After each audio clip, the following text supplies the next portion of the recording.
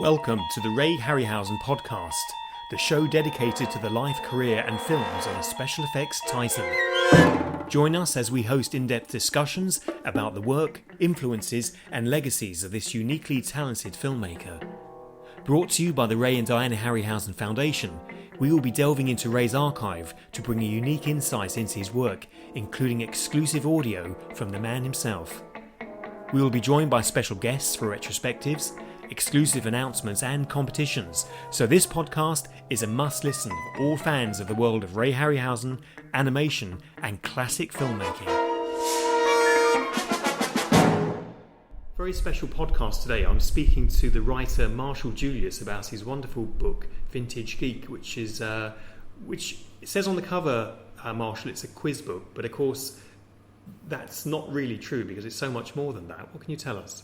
I suppose the entry-level information is that it's a quiz book, but I suppose it's like a semi-autobiographical quiz book with and everything you ever wanted to, or never wanted to, or maybe thought you maybe would be interested one day in learning about.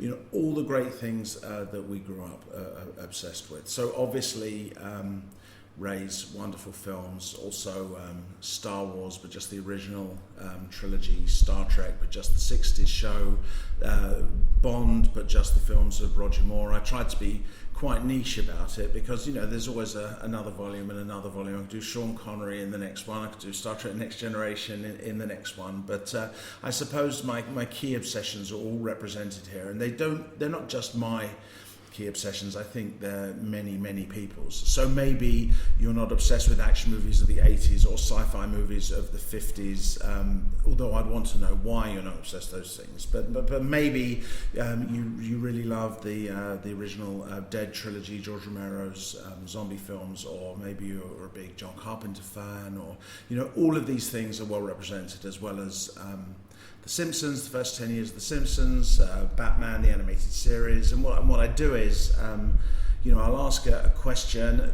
The answer will be, quite straightforward right at the beginning, but then there'll also be probably a paragraph or a couple of paragraphs or a page and a half of extra information, because you know what it's like when you're talking about something. It's not enough to just, give an answer. It's like you want to say, well, but this also happened and that happened, and then it leads to something else. You go down all these fantastic trivia rabbit holes. Well, I heckled you by accident. I only realised afterwards at your wonderful book launch that you invited me to in central London, and to a crowded room of people, you gave this wonderful answer to a question about Mr. Stanley Kubrick and a certain incident that happened, and of course, I felt really embarrassed afterwards. I said, actually, the footnote to that story was, and no, that was fantastic. I didn't know that, and I'll have to add it, to a future edition of the book. That was really that was kind of fascinating, and I didn't mind. But that's what we do, isn't it? You just all this stuff, and you want to share it with other people. So look, a quiz book element gives people a chance to prove that they know all this stuff.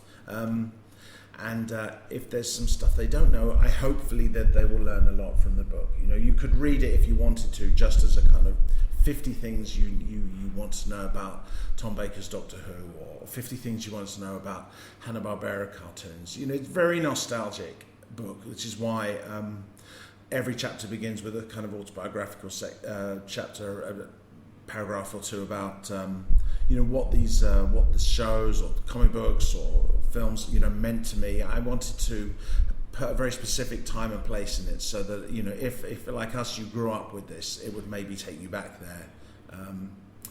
If you're younger and you're reading it, then maybe it would kind of give you an idea, a sense of what it was like to kind of get those first few issues of 2000 AD and put the Biotronic stickers on your arm instead of saving them and selling them for £1,000 later on, because you had no concept of why anybody would want to do that.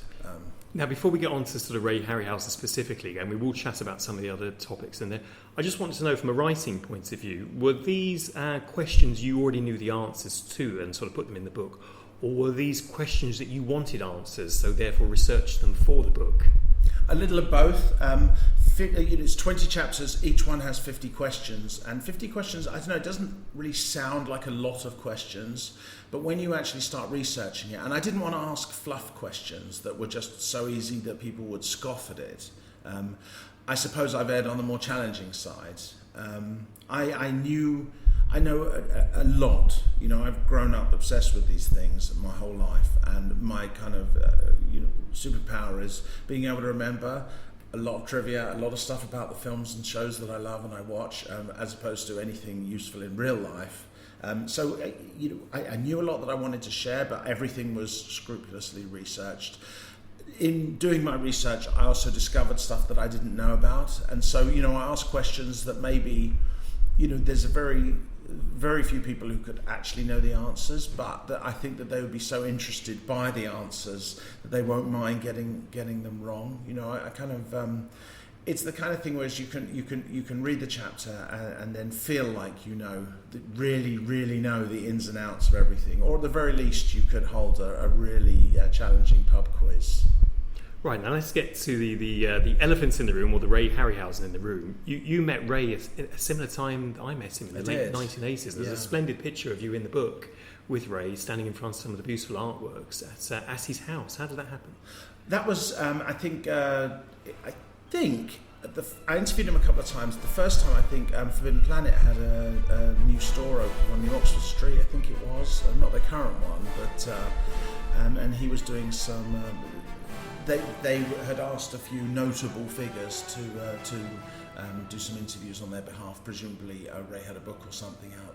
I think it was a reissue of the Ray Harryhausen film Fantasy Scrapbook. That's right, with kind of a lovely red cover. Yes, that's exactly. I think that's what it is. So basically, I just started working for a magazine called What's On in London. I mean, I went straight from doing my levels straight there. I was kind of very lucky. I just really wanted to just get on and write. That's all I really wanted to do, was write about films, watch films, talk about films, and meet the people that made those films. And Ray Harryhausen was somebody who I grew up absolutely adoring. He was the first person who I was ever aware made films. Everything else, when I was small, they just were something that magically appeared. Yes, you say that in your book, don't you? You make great points of noticing that it was Harryhausen where you started to first think about how things were done. Yes, because I found it so incredibly fascinating. I mean, around the same age, I happened to, when I was about 6, I met Tom Baker, but I had no concept of him being an actor. The fact that he was dressed like Doctor Who didn't help me in my delusional state, but I had no idea that these things were made. I just thought that they appeared, almost that it was like reality television. But I guess I saw a documentary or something, maybe Screen Test, or one of the very few behind-the-scenes kind of film shows that were on TV. I saw something about Ray, and I just found the whole thing kind of absolutely fascinating. And now, of course, everybody's sport for choice. There's so many different ways to bring things to the screen, but Ray's incredible kind of artfulness and the subjects that he brought to life, and I just found that completely, just instantly compelling, and which is why that of all the filmmakers and special effects people, or he was top billed in his movies. He was the star of his films. He was the reason that people went to the. I mean, as far as I'm concerned, I went to a Ray Harryhausen movie because they had Ray Harryhausen effects in, and because you expect a certain kind of or fantasy and adventure. And so when I was, I would go to see the Sinbad movies or Clash of the Titans and stuff, and I was most excited about seeing what he brought to life. And honestly, I still find those effects and the visuals just impossibly kind of romantic and wonderful, and I love them, and I don't say that just because it's like the cloud of nostalgia. I think what he did is spectacular and unique, and kind of remains just as special as it was when he first did it. So all of the subjects and topics and genres, if you like, within your book, I would say probably all of them when they came out were considered to be just more commercial fare. So Ray was never really billed as a special Ray Harryhausen film, and of course things weren't branded Ray Harryhausen Presents.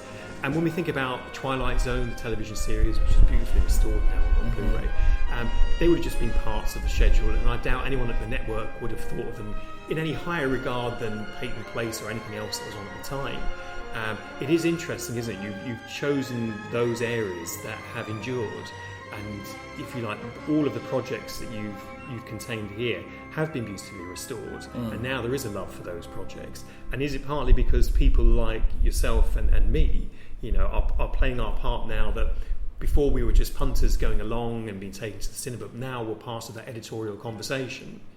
I absolutely think that. I think that we're writing now. We're the ones who are reviewing films, running about the shows, and we have to pick what's important to us for people to remember. That's kind of my calling in life. I think being a professional appreciator now is like saying to people, look, you may consider an old film something that was made 15 years ago, but actually go back 50 years, 60 years. I mean, look at these amazing things. These were the blockbusters of their day.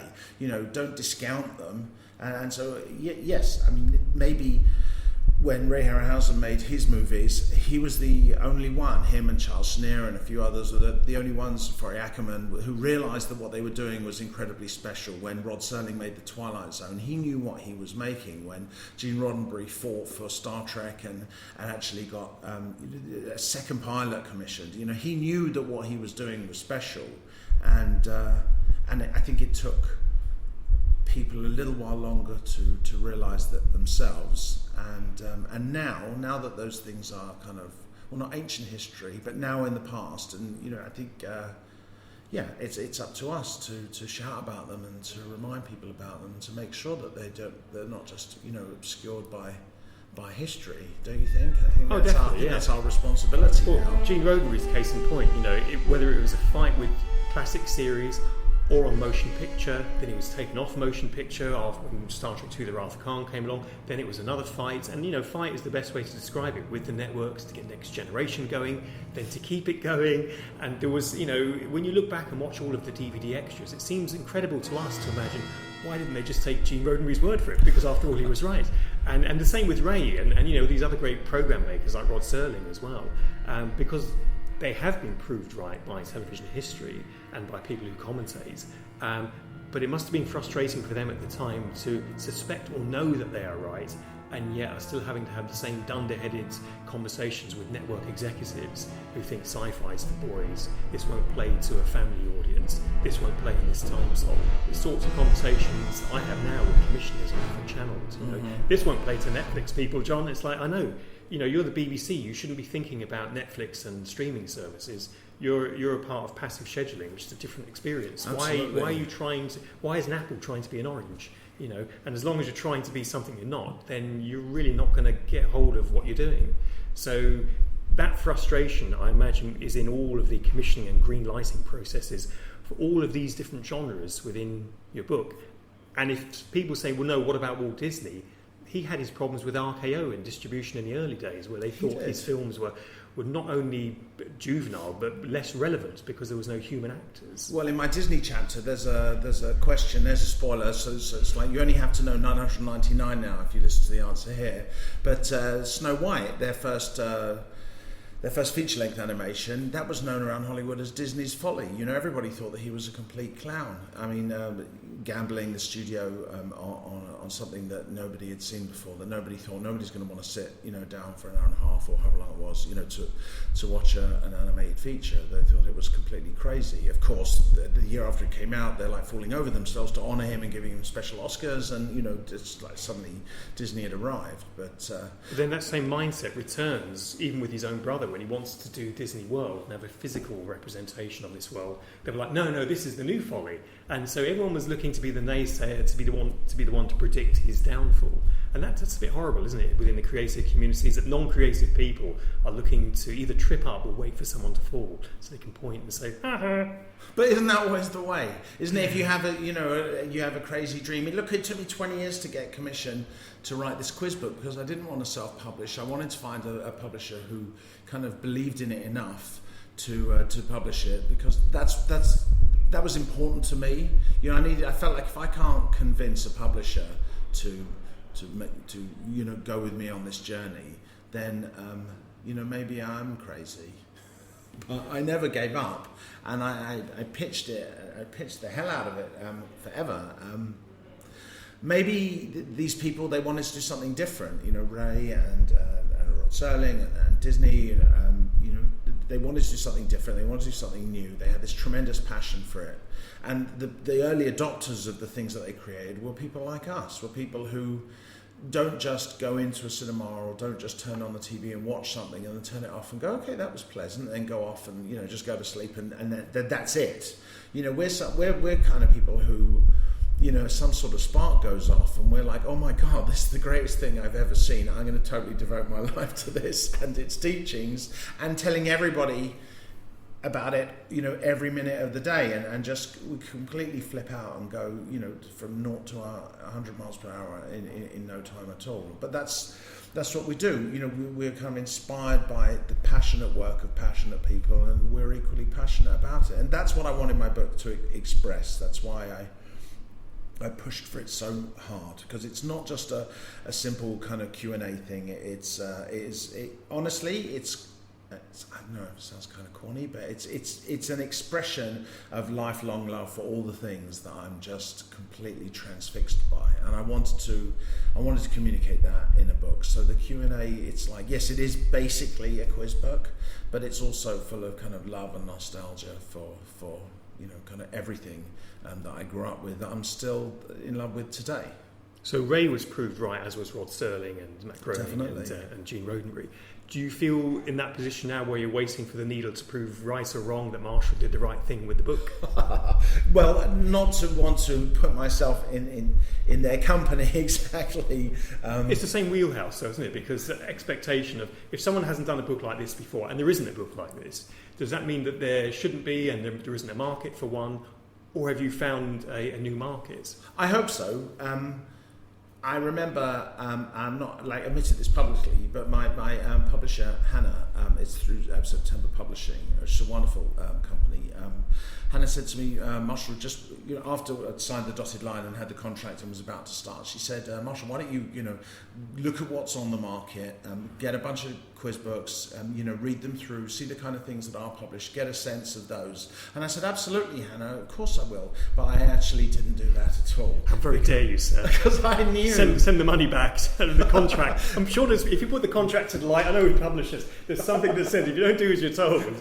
Well, because it's like I thought I'm certain that there's nothing like this, and I have no interest. I know exactly what I wanted to do. I had no interest in emulating anything else, and so I didn't. I just I sat down and started writing the book that I wanted to write, and I don't think any other quiz books begin with a long introduction about meeting Tom Baker, when you're 6, and Ray Harryhausen, and watching films, on the sofa with your mum, who's a huge nerd, and taught me everything about old films and gave me a love for old films. And but I think that really sets the scene for what I wanted the rest of the book to bring. So I have no interest in what other people had done. I wanted to create my own thing, and so maybe in that respect, it's like the other creators, like it's Ray, it's Serling, it's Disney. It's like in that one respect, it's like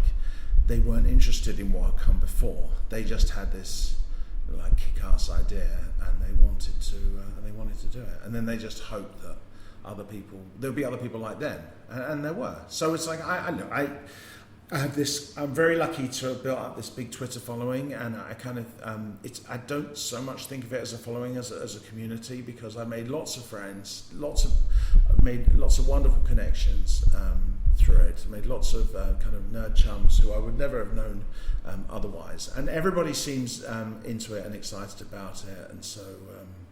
So we'll see. They just need to put their hands in their pockets and shell out a few quid. Oh, well, this is the conversation I'm always having at the foundation. How much are we providing free content for people looking? And I thought you were going to call your followers disciples there for a moment. I thought we'd kind of gone on to another plane. But you are effectively a social influencer, aren't you? And social influencers now are much more... are taken much more seriously by the if you like, the media community. So you have like a blue verification tick, I do, which is not small potatoes. That's like the equivalent of the MBE or the OBE in the social media world. For social obsessives, it is. Well, it is, that's true. No, it is. So what was it like when you got your blue tick? Where were you and what was happening? Well, it was exciting because suddenly And when I was working, and I've always worked as a journalist, but I've also done side things. I've helped in PR and marketing campaigns, and whenever they need sort of a nerd perspective, or they need a word monkey to come along and write a few paragraphs about this or that with some enthusiasm, they kind of get me along. And my Twitter kind of following was growing. And to get the blue tick, it just seemed like all the hard work that I kind of poured into that. Because it is work. I mean, you do have to... I spend a few hours a day. Maybe it doesn't seem like it. But, I put a lot of effort into creating something, fun that people will enjoy and share. And you get anointed then with the blue tick, because you don't sort of apply for it, or after so many hours you're entitled to it. It's something that they kind of, Twitter sort of randomly anoint. I say randomly. No, it is pretty random. Look, they anoint people who they think are true persons, but also who are actually doing something to promote things in a positive way as well. So well, I try to be just like a validation positive as well. Yes, with the occasional kind of damning 280 character film review aside, I try and be positive at all times. I don't touch politics. I don't ever get Trumpy or Brexity, because let's face it, there are millions of people who do that.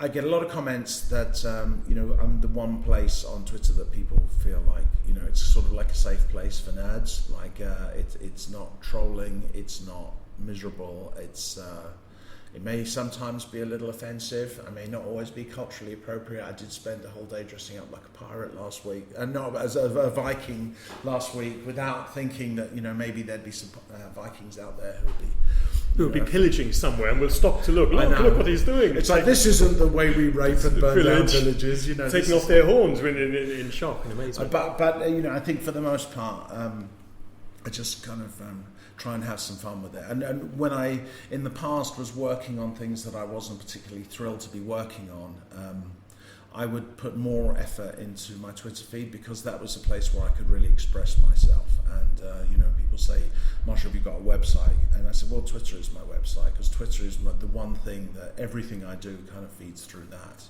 And that's actually kind of like that's truly who I am. That may be terrifying, but all that sort of nonsense and nerdy kind of fan love is like, it all goes through Twitter.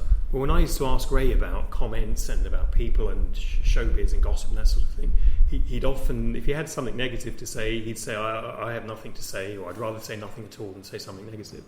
And certainly in terms of the Foundation's page and our Twitter feed, because we represent Ray's legacy, we don't get into any sort of Twitter fights with people. But people don't actually start Twitter fights with us either. But if there was a suggestion that people are coming along saying, I can't believe you like this new film or not that new film, it's not really a forum in terms of the Foundation for us to get involved. But we try and stay relevant. With regards to the Lost Movies book, which came out last month, I'm not convinced Ray would be that happy to see all of the films he didn't get made into one volume. He'd be pleased to see people paying for it, but he'd also, I think he'd be, I think he'd be maybe slightly remorseful about the amount of films, because it's quite thick. It's like an Argos catalogue. There are a tremendous number of projects that he clearly put a lot of time and passion into that didn't happen. But, and I have to say that your book is incredibly beautiful. Thank you very much. I think it is a catalogue of other people's failures, not Ray.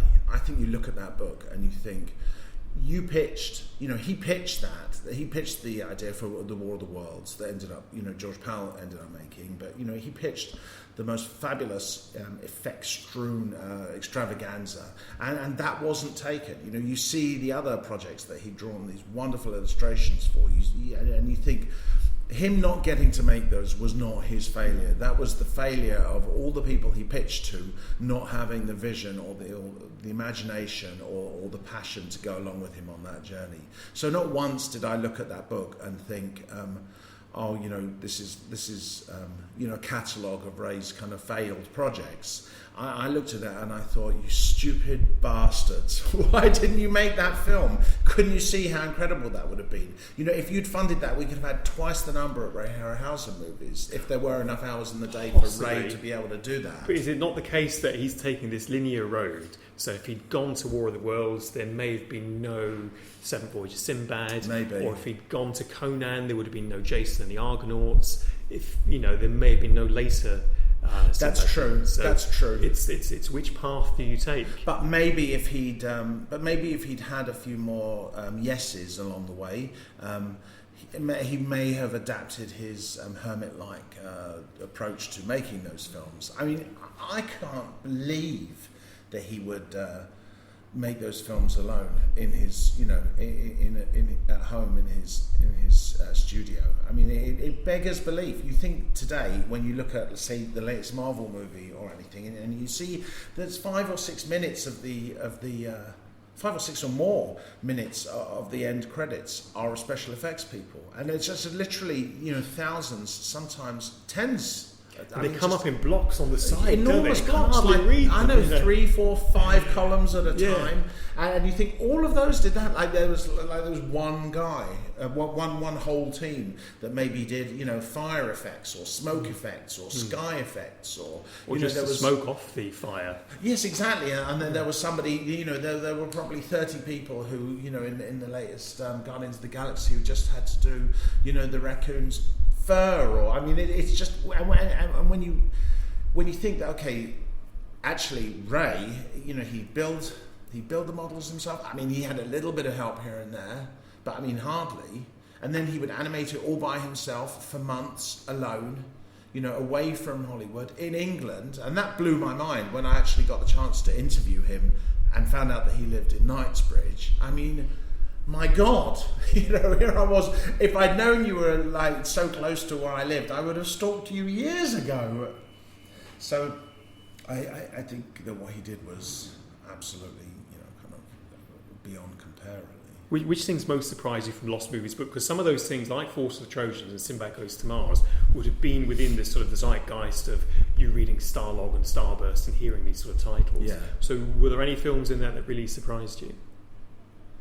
Well, I saw when I read about the War of the Worlds, and because I actually got a few War of the Worlds questions in my 50s sci-fi chapter, so that was kind of foremost in my mind when I first looked at it. And then I saw there's some footage, isn't there, of test footage that Ray did, and so that was. I really felt like I would have loved to have seen that. I think that. I think they did a great job with what they had at the time, and I think the movie turned out fine. But I think that it would have been, on another level entirely. If Ray had been given the same budget that they had, I think that he would have produced something, really, really fine. And, that's of all of them. That's the thing that I would have loved him to see. But I suppose what I was building up before was that Ray he did everything himself. But maybe if he'd gotten the budgets and a few more yeses, maybe he could have found a few kind of like-minded people whose talents he respected enough to oversee a few other projects, so that we would have had maybe a few more of his projects working with other people, because nobody but Ray ever wanted to do everything themselves. Although I totally understand that. If you want to do something properly, you feel like you have to do it yourself. Why you shouldn't necessarily rely on somebody else, but it just seems absolutely impossible. The even concept that somebody would do something as colossal as Ray, what he set out to achieve, and do it all by himself. I think they're reversing a palette of your books now for extra orders for foreign markets, so people can hear that in the background. Now, in true Vintage Geek quiz book style, I'm going to ask you a couple of questions.